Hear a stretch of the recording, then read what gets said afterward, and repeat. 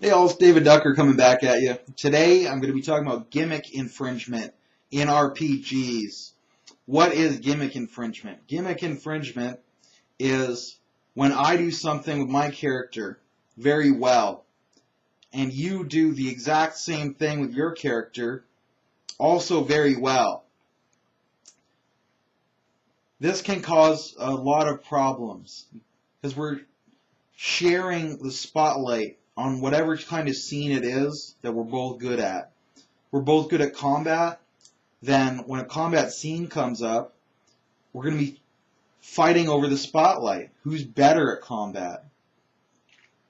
Especially if your character is two-dimensional, if he's one-dimensional. If he really needs that element and that moment of spotlight, you really don't want to have somebody else there trying to steal it, trying to steal your thunder. So try to make your party, your protagonists, as different from each other as possible in their skill sets, in their outlooks, just in every way. Make them as different as possible while maintaining your unified theme, your storyline reason to be together, your shared goal, your shared history, whatever that is. But within that confine, be as different as possible from each other. Don't step on each other's toes, because you make the game more boring, and you could hurt somebody's feelings as well. So that's first half of the video, right there. If somebody's being a fighter, you be a wizard. If somebody's being a fighter pilot, you be the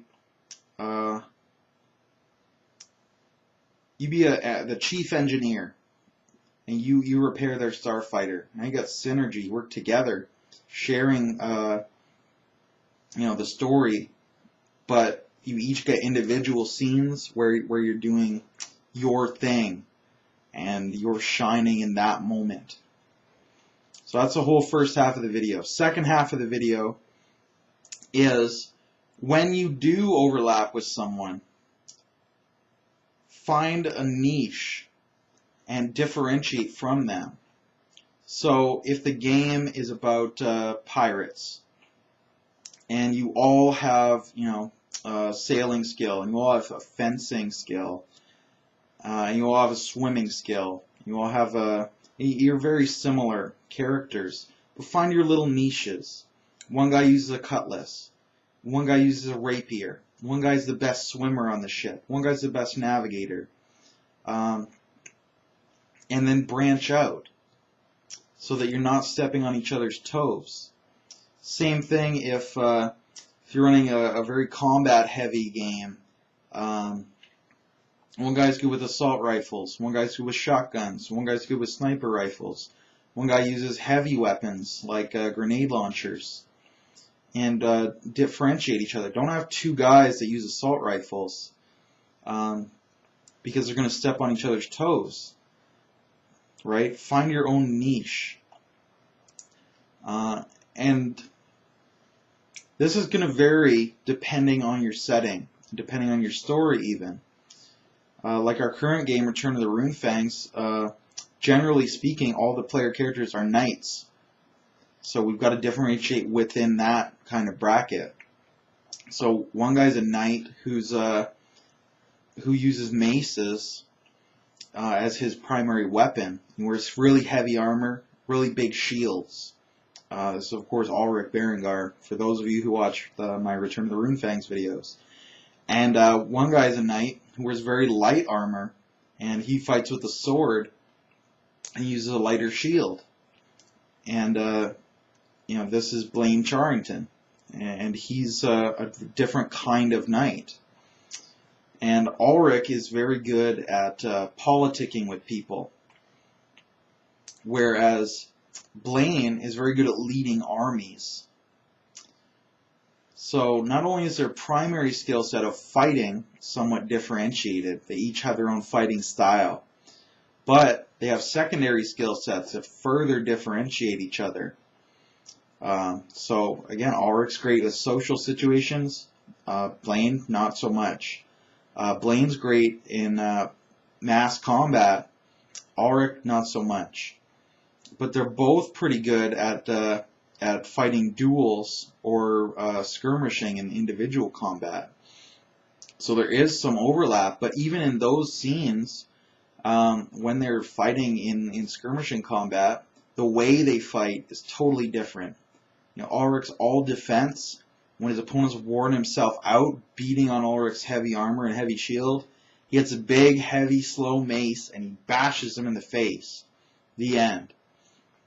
Whereas Blaine wants to go in and dip, dodge, duck, and weave, and dive, and not get hit at all, if possible, and just come in and get that one stab in the weak point of his opponent's armor and finish them off quick. Move in quick, finish them quick. That's what Blaine's trying to do.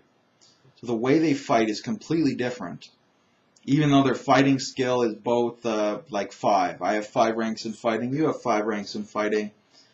But we don't step on each other's toes because we're different in the way that we fight. And if they both came in with the same fighting style, it could cause problems unless they differentiate in other areas. So if they both come in with fighter pilots, and they're both really good fighter pilots, and they both have a rank 5 in pilot, that's great. But let's differentiate them elsewhere so they can share that scene when they're flying.